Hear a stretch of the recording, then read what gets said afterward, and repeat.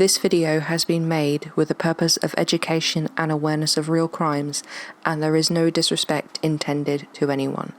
This is to help promote truth and justice for anyone who has been a victim of crime. What I'm about to report is what I have researched online, and I will welcome any corrections should they be required. Hello there, Little Berry true crime fans. Airy Berry here. Great to have you back with another video. This time we are looking at the case, the woman who inspired the character of Roxy Hart in Chicago. In 1924, a journalist who worked for the Chicago Tribune, whose name was Maureen Dallas Watkins, she covered two particular trials that never left her, always stayed with her. And she was so intrigued and entrapped by these two stories that she decided to take these two people, fictionalize them, and turn it into a play, the play which would eventually become Chicago. And it has always stayed the same name, but it wasn't always a musical. Now, the two people who inspired Chicago, their names were Beulah Annan, who was the inspiration for Roxy Hart, and she is the subject of this video, and another lady called Belva Gardner. Now, we're not going to go into Belva's case this time because they're not actually related to one another. Now, Beulah and Belva did know each other in prison, and they were both the inspirations for Roxy Hart and Velma Kelly, respectively, but their particular cases, what they were in prison for, were completely separate from one another. So we're going to focus purely on Beulah Annan. On 3rd of April 1924, laundromat driver Harry Kalstedt was gunned down by his 23-year-old married lover Beulah Annan in the apartment she shared with her husband Albert Annan. Albert was a mechanic and he worked all hours, 14, 16 hours a day, to provide for Beulah. They lived on 46th Street in Chicago, but they hadn't always lived there. This case was made famous and inspired Maureen to write Chicago because it perfectly demonstrated the bias towards good-looking women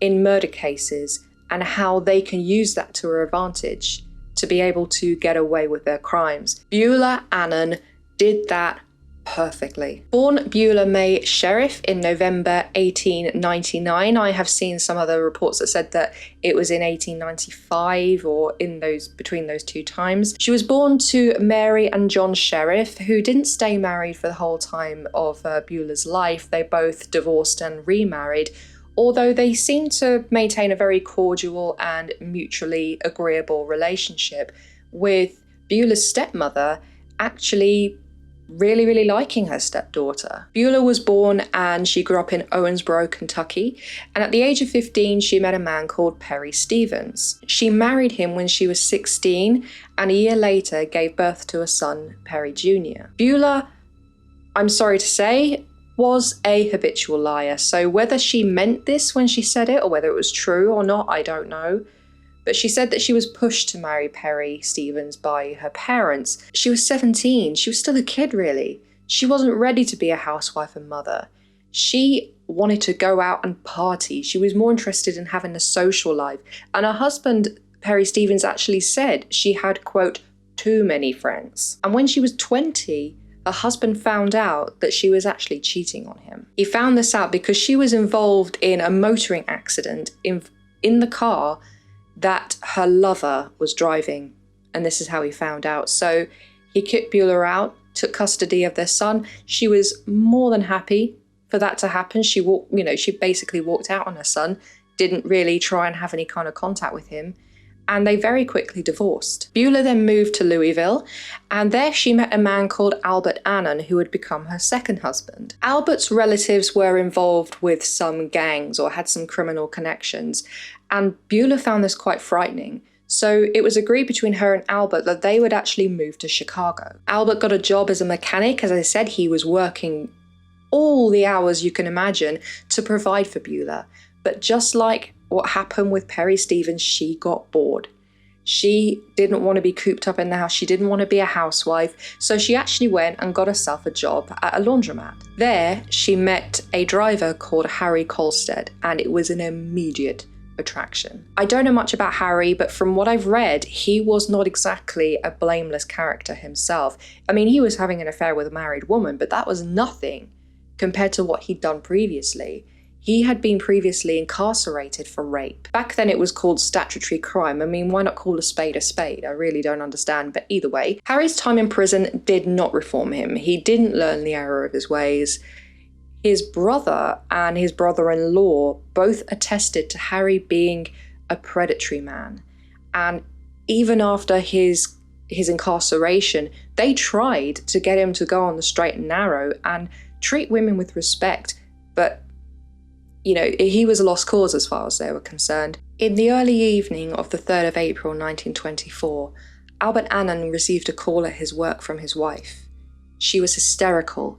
She said that a man had tried to break into the house and rape her, so she had shot him dead. Her exact words were, she had killed a man who had tried to make love to her. When Albert arrived, it was agreed between him and Beulah that he would take the fall, that this person had intruded on them and he'd shot him in self-defense. But when the police arrived, they weren't convinced. For one thing, Beulah was intoxicated. She had been drinking heavily. The police arrived at about 6:20 that evening. It's very strange that Albert said that he'd shot this man at 2:00 that day, so he'd waited 4 hours apparently to call the police, so this man had been lay dying there. But when the coroner arrived, they deduced that Harry had only been dead about half an hour. But the police were, this isn't right. It didn't seem that there was any kind of break-in. It didn't seem there was any kind of kerfuffle. And why would he have a gun right there, fully loaded? As well as, why was Harry shot in the back? If you shoot someone in self-defense, it's not when they're going to have their back to you unless they're turning around to grab a weapon and you get there first, and that it wouldn't be square on the back. After hours of police questioning, Beulah cracked and she admitted that she shot Harry because he wanted to end their affair and she was not going to have that, so she killed him. Immediately after, instead of calling the police or an ambulance, she let him bleed out on her floor for 2 hours. It took 2 hours for Harry to die. And what did Beulah do? She put on a record of Hula Loo and she danced throughout the apartment and made cocktails and drank and appeared to be happy and pleased at what she'd done. However, she later said this was just her reacting to the shock. She needed alcohol to calm her nerves, and the dancing was just her way of coping. When the police asked her, why didn't you check to see if he was alive? She said she didn't want to touch him because he was all bloody, so she didn't even feel for his pulse at any point. So she just left him to die. But not long afterwards, she recanted this confession. She said again, like she said to Albert, that Harry was going to rape her. So this is why she shot him, even with his back turned. She did admit that they'd been having an affair for 2 months. He had apparently said to her that he was going to come round with a bottle of gin or a bottle of wine, but he wanted her to pay for it. So she gave him the money, he came over, and he insisted that she have a drink with him. She said she didn't want to, but agreed just to get this over with, and apparently told him to leave. And he was not going to have this.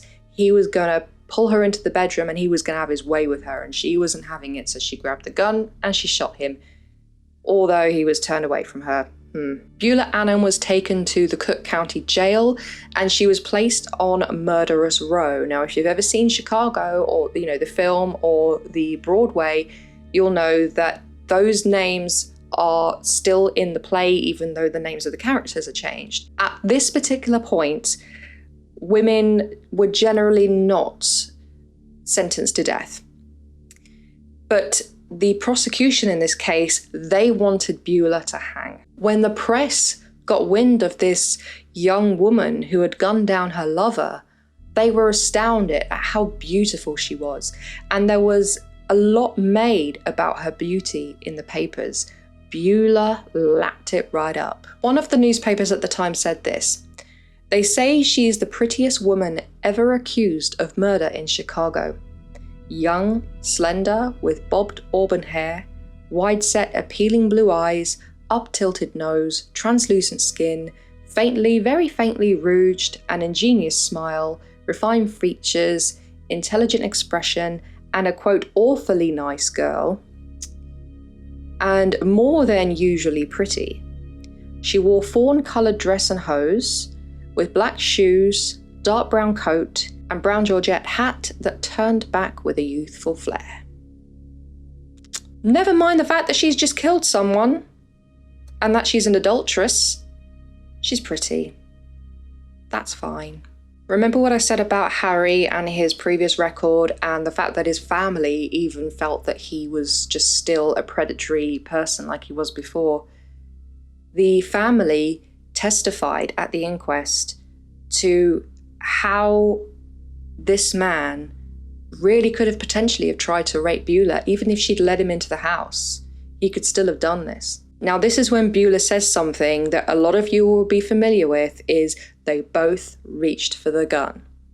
She got it first, and that's when she shot him. But at which point did he turn around? Beulah was loving the fact that people were firing questions at her. She loved being the center of attention, but her attorney, who had actually been sourced by Albert, he'd even taken out loans to pay for this lawyer, who was almost guaranteed to get her off this charge because he was such a good lawyer. He was chiming in all the time, saying, oh, they sprang for the gun. And even though there was much made about Beulah's infidelity, Beulah was smiling. She was loving the limelight. While in jail, Beulah decided to capitalize on the fact that the media and the public were basically just in love with her. I mean, she was this beautiful American sweetheart. She wasn't a murderess. Now, I've seen this play out before with serial killers like Ted Bundy, that women just fell all over him, like, oh my God, he's so gorgeous and everything. Excuse me, he's a murderer. It's the same thing with Beulah.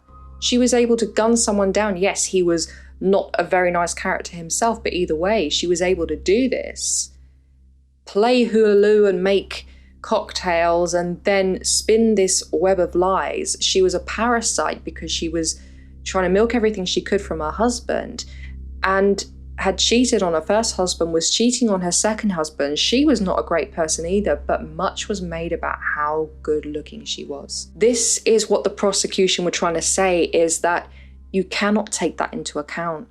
Somebody's looks does not reflect their character. When Beulah was asked, when they both reached for the gun, how come he didn't get it first? You know, he was probably faster and quicker than she was. And her answer was, darn good reason. I shot him. And when she did, he said, my God, you've shot me. And she tried to say, no, I didn't. And she'd cupped his hands, cupped his face. But again, she says she didn't feel for his pulse because he was all bloody. There was a lot made in the press as well about the time of death. Some said it was about 2 o'clock because that's when Hula Loo was playing. But whether that was playing during their altercation or during their lovemaking or whichever, but it's not clear because one of the physicians did say he'd only been dead half an hour before 6:20. When Albert took the stand in the initial inquest, he confirmed that the revolver 38 was indeed his, that he had bought it just in case his wife needed it for self-defense while they were at home or when they were both at home. He described how he heard from his wife via telephone when he was at work, when he arrived home, his wife couldn't even speak. He then decided that he would take the fall. But after he found out she'd been having an affair with Harry, his demeanor changed. He couldn't believe that his wife had essentially been using him. He described himself as a meal ticket. When it came to her actual trial, Beulah, of course, made sure she was looking absolutely exceptional. But the jury had been told to follow the evidence. Do not be fooled by how good looking she was. Whilst awaiting trial, Beulah played her trump card when she thought that the press were taking a bit of a disinterest in her in favour of other things. She said she was pregnant, and she had told Harry this the night that he died, and this had thrown him into a rage. Beulah took the stand in her own defence, not something that everyone who's accused of murder does, but she did nonetheless. She was very straight with the prosecution. She told them, he was going to kill me. He was going to shoot me, so I had to reach for the gun. And as we both reached for it, I got it first and I shot him. Even though the prosecution, just the fact that Harry had been shot in the back, that Beulah had changed her story so many times, that she'd been having an affair and she'd let him in, that she somehow managed to have a gun there, and how come she got it first and then was able to shoot him? You know, all of that really, to be honest, should have really thrown up a lot more questions. The fact that she claimed to be pregnant, her good looks and charm, she was basically a minor celebrity. The jury returned a verdict of not guilty. And even the judge was amazed. The prosecution were livid. They were quoted as said, "Another pretty woman goes free." Beulah had even denied that she had confessed to killing Harry out of rage, even though the police had her statement there about it. One thing that was very notable about Beulah's family is that her mother, Mary, stood right by her daughter. Absolutely stood right by her. She was convinced that Beulah purely was a woman who, if she hadn't done what she did, he would have killed her, he would have raped her. But Beulah's father, he refused point blank to help his daughter. He did not agree or believe whatsoever that his daughter deserved any defense. Both his ex-wife, Beulah's mother, and his current wife tried to persuade him to help pay for an attorney, but he wouldn't. And his reasoning was that Beulah had been quite a bad girl her whole life and had got away with so much. She couldn't get away with this one. He didn't believe that she had acted in self-defense. He believed she was guilty. Now, this is where I'm going to put my 2 cents in and talk a little bit about what I think was up here. And you can skip forward if you don't want to know. Now, I'm no psychologist, but I have done some study in psychology. Now, if you have one parent who believes their child can do no wrong and favors that child, and you've got another parent who's the opposite of that, that is a recipe for creating a narcissist. Because on one hand, you've got someone who's bigging them up and making them feel like they're the best thing in the world, so they start to believe it. And the other person seems to think that their child isn't quite good enough. So they're always going to have this person propping them up and another one either bringing them down or not caring. So they're having to try and prove themselves always to the parent who doesn't want to know, and living up to that wonderful expectation of the parent that does put them on a pedestal. So this is where I think Beulah gets her narcissism from. But that's my view on that. Now, after Beulah was acquitted, the very next day, she said that she was leaving her husband, the husband who had paid for her attorneys, got himself into debt, despite her having had an affair. And I don't think he believed that she was innocent either. She said he was, quote, too slow because he didn't know how to dance. He didn't know how to, meet her needs. She was really into the jazz scene. She was into wine and partying. He wasn't into any of that. He just wanted to stay at home. Other reports say that they divorced 2 years later in 1926, because this happened in 1924. And she said it was because he had deserted her. It's possible that they reconciled because after she announced she'd left her husband the day after the acquittal, Albert said that he was absolutely distraught about it and he was absolutely sure his wife would come back to him. So maybe they did reconcile for a little bit, but she did eventually leave him. In 1927, so a year after she most likely left Albert for the second time, she married a man called Edward Harlib. They had a very tumultuous marriage. Beulah, actually, she wasn't happy in this marriage, not because she was bored, but because she was being abused by him. So she actually ended up leaving and divorcing him. And not long before she died, she met another man. His name was Abel Marcus. They ended up getting engaged, but they didn't get married because Beulah Annan died in 1928 of tuberculosis. By this point, Maureen Dallas Watkins had already put her play up on stage, and Beulah wanted to go see it. Whether she did or not is another thing.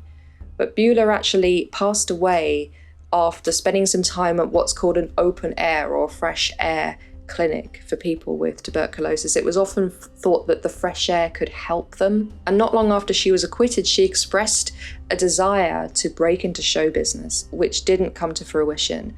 But once she was diagnosed with tuberculosis, she seemed to be humanized in a way. I think she realized that mortality is real, that she decided to leave the limelight and try to focus on her health, try to focus on who she was.